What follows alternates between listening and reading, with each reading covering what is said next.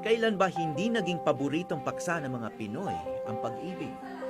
Nitong nagdaang araw ng mga puso, dinagsa ang isang palabas tungkol sa mga sawi sa pag-ibig na pinamagatang Ampalaya Monologues.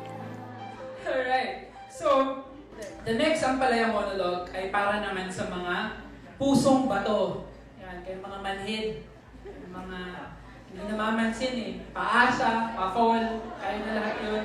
Maring pagod na akong lumimot sa mga pangako. Sinlayo ng buwan. Ang nais marating, pagod na akong magpaikot-ikot sa palad ng mapaglarong pag-ibig. Pagod na akong magbukas sara ng pinto sa mga katok ng panandali ang bisita. Kaya huwag na lang. Uy.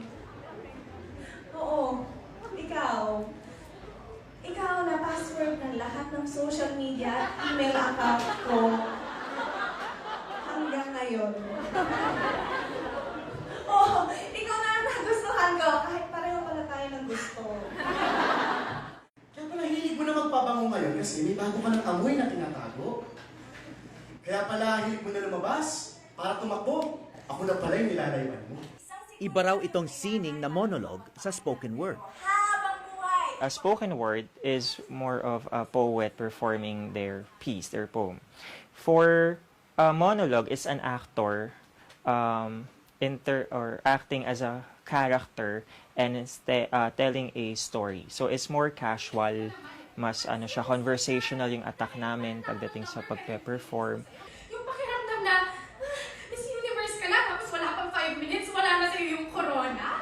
Lahat ng mga itinanghal na monologo isinulat ni Mark at ang mga bumigkas nito ay mga aktor at aktres. The man behind the hugots, ang nagtanim ng Ampalaya monologues, please welcome Mark Gosor!